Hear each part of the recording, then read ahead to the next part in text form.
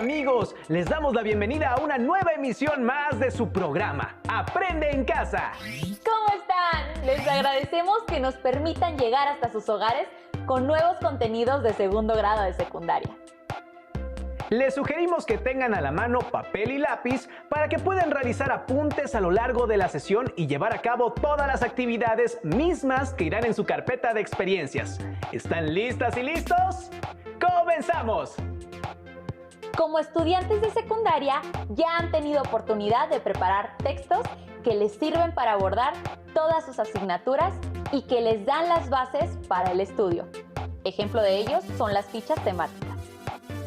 Así es, en esta sesión revisarán un tema que no es desconocido para ustedes y que les será de una gran utilidad en su vida escolar. Este es el resumen. Conocerán algunas estrategias para redactar un buen resumen a partir de la consulta de diversos materiales digitales o impresos. Recuerden que los resúmenes son un método de estudio que les permite acercarse más a un tema, preparar una exposición o repasar para un examen. Para que la idea sea más clara, las y los invitamos a ver el siguiente video titulado El uso del resumen como método de estudio. ¡Acompáñenos!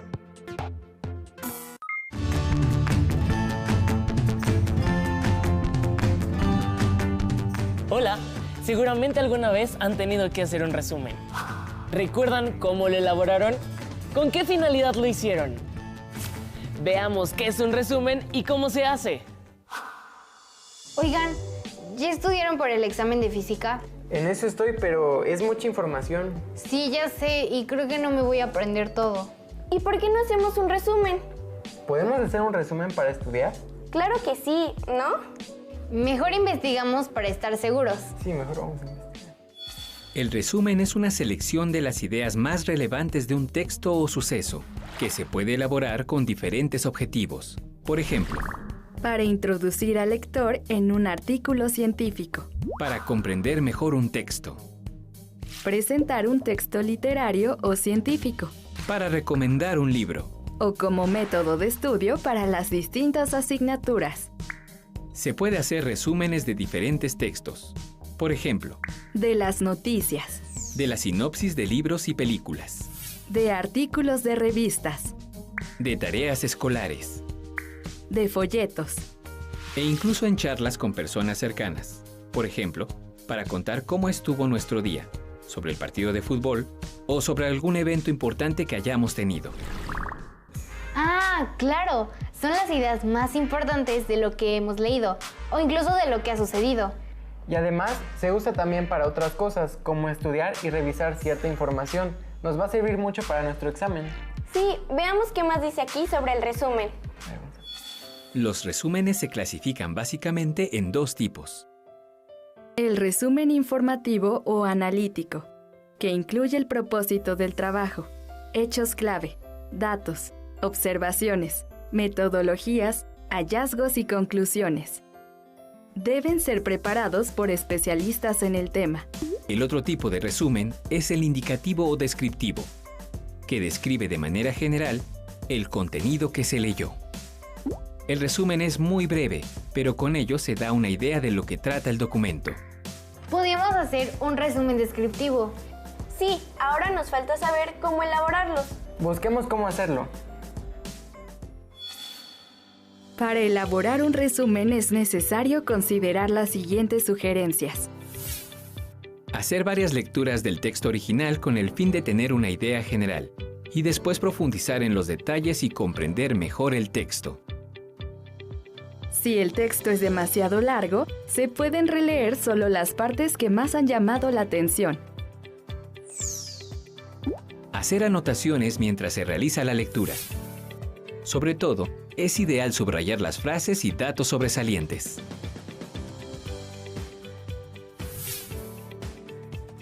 Verificar que las partes subrayadas tengan sentido y coherencia para comprobar que corresponden a lo más relevante del texto. A partir de lo subrayado, comenzar a escribir el resumen utilizando palabras propias, es decir, haciendo una paráfrasis del texto original, o citando textualmente, entre comillas, lo que expresa el autor. Se puede organizar la información del resumen utilizando los siguientes elementos. Temas y subtemas, siguiendo el orden cronológico que se presenta en el texto original. Organizadores gráficos como cuadros sinópticos, mapas conceptuales u otros. Para unir las ideas son indispensables los nexos, que son palabras que enlazan oraciones y facilitan el proceso de síntesis al resumir. Por ejemplo, y, ni, que, pero, sin embargo, y es decir, entre otros. El resumen debe ser breve, claro, completo y objetivo, con una redacción coherente y que refleje el estilo de quien lo escribe. Organicé el resumen con temas y subtemas. Yo lo organicé en un mapa conceptual. Y yo en un cuadro sinóptico. Ahora sí, estamos listos para estudiar. Sí, así estamos Sí, listos. a ver, enséñame. ¿Se dan cuenta de que mucha de la información que recibimos día a día es un resumen de algo más? Es más fácil visualizar esa información resumida en organizadores gráficos. ¡Adiós! Claro que resumir un tema les facilita mucho su comprensión y lo hacen frecuentemente, aún sin darse cuenta, por lo que pueden emplear al resumen como una excelente estrategia de estudio. Una manera de familiarizarse y de mejorar sus resúmenes es leer y analizar textos que sintetizan información de diversas fuentes. Hay muchos libros en la colección de los libros del Rincón que pueden usar para ello. En esta ocasión les recomendamos Menudos Inventos de Anita Van Zandt. En la escuela, su docente les pide hacer resúmenes descriptivos continuamente. Pero una dificultad es que no todo lo que leen está impreso. Es verdad, particularmente con el uso de la tecnología, tienen acceso a una gran cantidad de páginas electrónicas que contienen información, por lo que deben saber distinguir cuáles de ellas son confiables y cuáles no, para que su resumen sea de 10. A través del siguiente video aprenderán a identificar fuentes adecuadas para realizar una consulta. Presten mucha atención. Cuando buscamos información en la web, queremos obtener resultados rápidos. Pero hay información que se publica en Internet que no es fiable. Esto es algo que debemos saber. ¿Quién nos asegura que los datos encontrados son válidos o no? ¿Qué podemos hacer para evaluar la calidad de la información encontrada en Internet? ¡Vamos a investigar! Cuando se investiga sobre un tema, es necesario buscar la información en distintas fuentes, como libros, enciclopedias, internet, revistas, etc. Actualmente, la mayoría de los trabajos, proyectos, tareas o presentaciones se elaboran a partir de la información que encontramos en Internet, ya que allí hay datos sobre cualquier tema, pero no toda la información que encuentras es verídica, actual o proviene de una fuente fiable. Hay que tener en cuenta que la web es un espacio en donde cualquier persona puede compartir datos, opiniones y creencias sobre cualquier tema, de manera que la información que está en línea no siempre es evaluada por algún experto en la materia o por alguna institución que la respalde. Por eso es importante validar la veracidad de esa información. ¿Ya encontraron información sobre la energía nuclear? Yo encontré varias fuentes en internet que hablan del tema, entre ellas un video y un documento que explican lo que es la energía nuclear. Yo encontré un blog que menciona el debate que hay entre los países que están a favor y en contra de la energía nuclear. Yo encontré un documento que habla sobre la energía atómica. Pero esperen, antes de continuar tenemos que validar la veracidad de la información. ¿Cómo? ¿Qué les parece si investigamos cómo identificar la información confiable en Internet? Sí, Buena idea. Para evaluar la información disponible en Internet, se debe contar con criterios que ayuden a seleccionar información verídica en la red. Por ejemplo, revisar páginas de instituciones reconocidas.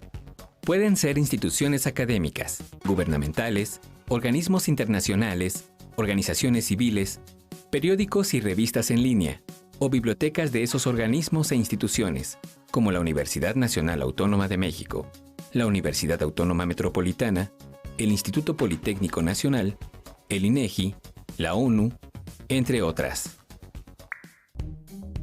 El video no lo publicó ninguna institución reconocida. Es un chico que habla sobre la energía nuclear y el documento es de la Universidad de Alicante.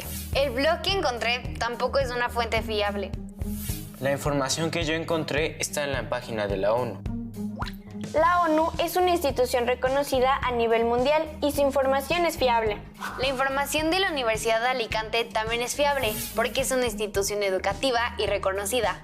Veamos otras maneras de verificar que la información de Internet sea fiable.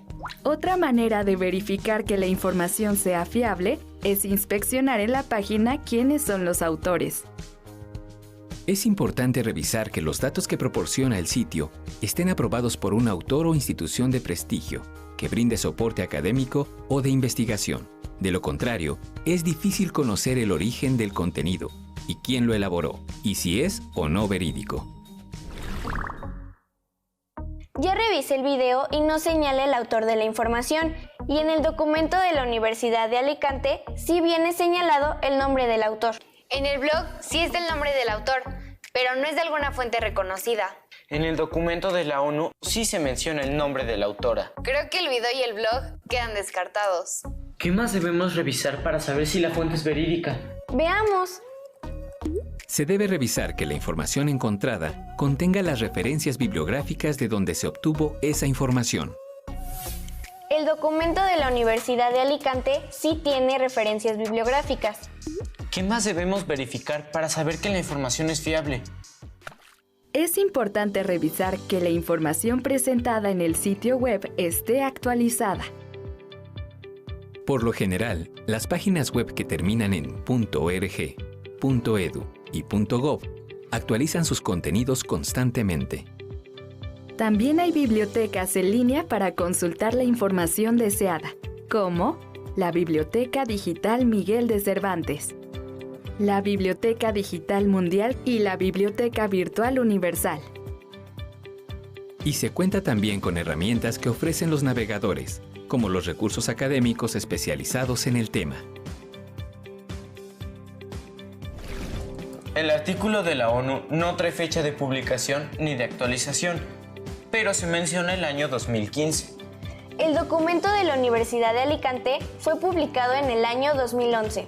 Entonces, nos quedamos con las páginas de la ONU y con la Universidad de Alicante para hacer nuestro resumen. Sí, y descartamos los sitios web que no cumplen con los criterios que garantizan la veracidad de la información, como el video y el blog. Entonces, manos a la obra. Sí. Es importante analizar la información que se encuentra en Internet para asegurarnos de que sea fiable y evitar compartir datos erróneos. ¿Están listos para investigar? ¡Adiós! ¿Qué les pareció este video? Interesante, ¿no? No olviden que deben verificar las páginas que ofrecen información para que ésta tenga validez y así puedan hacer un buen resumen. Como mencionamos al inicio, a lo largo de su trayectoria escolar han hecho múltiples resúmenes. Algo que les conviene recordar es revisar cualquier resumen que realicen.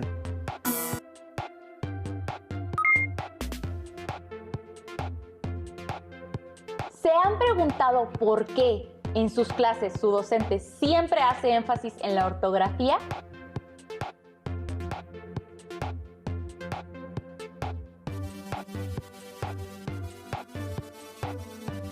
¿Saben cuáles son las ventajas de escribir textos con una ortografía adecuada? ¿Y qué puede pasar si no la vigilan?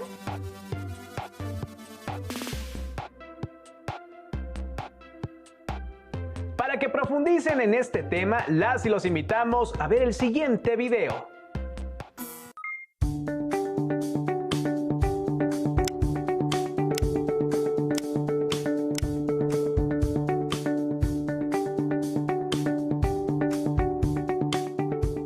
¿Puedes detectar la falta de ortografía en este mensaje? No habrá boda. Lo que María quiso decir es que va a cazar conejos. A veces, escribir con mala ortografía puede provocar que las personas no te entiendan. Sin embargo, hay momentos en los que aún con mala ortografía puedes comunicarte. Por ejemplo, si le mandas este mensaje a alguien cercano, lo más seguro es que lo lea, lo entienda y continúe la conversación. Y tal vez se le irriten los ojos por ver tantas faltas de ortografía, pero tu mensaje será efectivo. Sin embargo, si envías el mismo mensaje a un empleador, aunque también lo va a entender, se llevará una mala impresión de ti. En este ámbito, es indispensable cuidar cómo te comunicas de forma escrita para mantener una imagen profesional. Y por supuesto, la ortografía también es esencial en la escuela. Cuando redactas tus trabajos o contestas un examen, estás exponiendo la manera en la que escribes. Ya me imagino la cara de tu profesor si le escribes esto. Seguro no le va a gustar y rechazará tu trabajo. Estos fueron 4 ejemplos en los que la ortografía jugó un papel importante. En el primero, provocó una gran confusión. Y en los demás, aunque se logra comunicar una idea, la impresión que generas en quienes te leen le resta efectividad a lo que quieres conseguir, como un empleo o una buena calificación. Recuerda que cuidar tu ortografía puede ayudarte a alcanzar tus objetivos.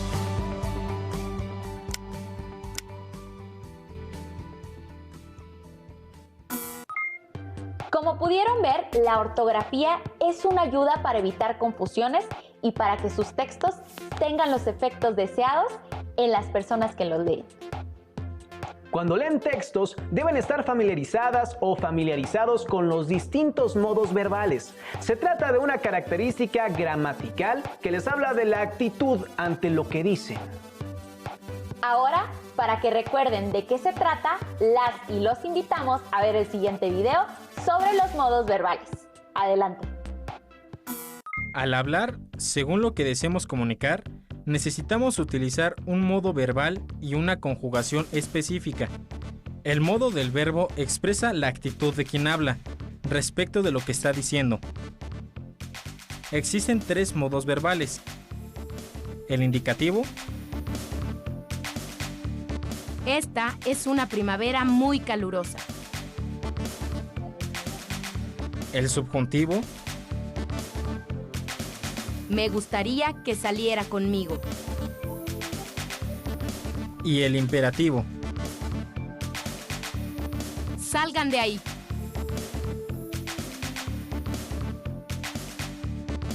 El modo indicativo sirve para enunciar hechos que el hablante considera reales, ya sea respecto al pasado, al presente o al futuro.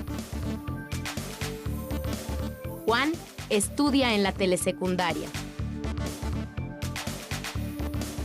María Luisa nació en Tamaulipas.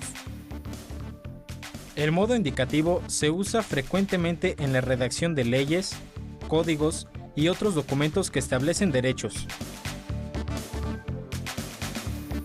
Es derecho de todo mexicano comunicarse en la lengua de la que sea hablante, sin restricciones en el ámbito público o privado, en forma oral o escrita.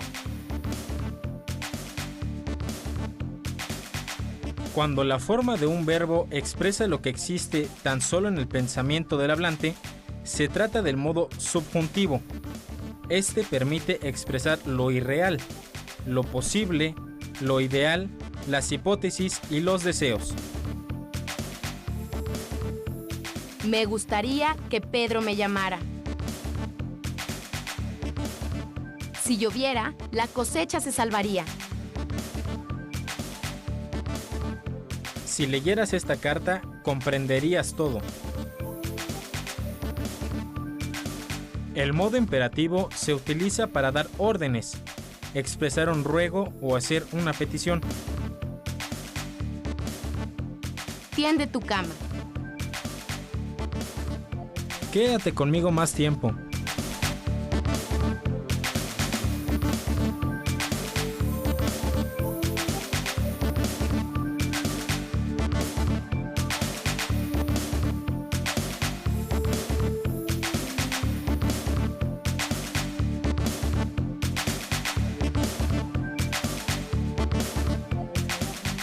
Por otra parte, el infinitivo de los verbos tiene como función nombrarlos.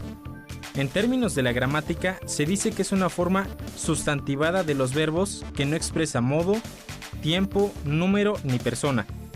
Los infinitivos siempre terminan en ar, o ir. Si conocieras mejor tu lengua, te expresarías con mayor propiedad y eficacia. Recuerda, aprender a usar la lengua tiene sus ventajas. Las y los invitamos a que elaboren un borrador de resumen de algún tema escolar o de su interés, consultando distintas fuentes que tengan disponibles. Recuerden identificar las ideas principales, hacer un resumen descriptivo o un organizador gráfico y sobre todo validar la veracidad de lo que están leyendo. También recuerden prestar atención a la ortografía y al uso de los modos verbales en su resumen. Por último, las y los invitamos a responder las siguientes preguntas. Tomen nota.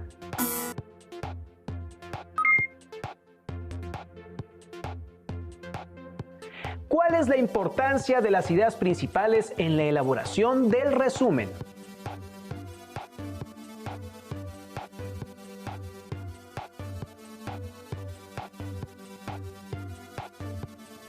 ¿Cómo emplearían un resumen descriptivo o un organizador gráfico en las actividades de casa?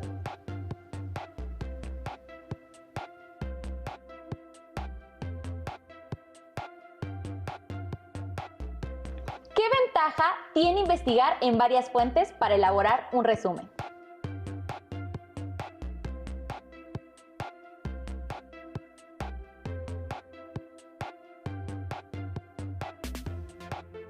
¿Qué beneficio tiene organizar un resumen del transcurso de un día en casa?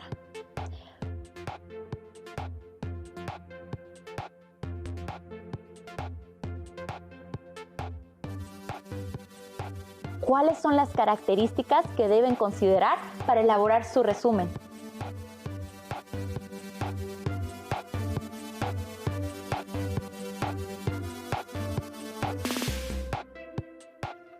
Les recomendamos compartir sus resúmenes con su familia para que puedan recibir retroalimentación y verificar que son claros.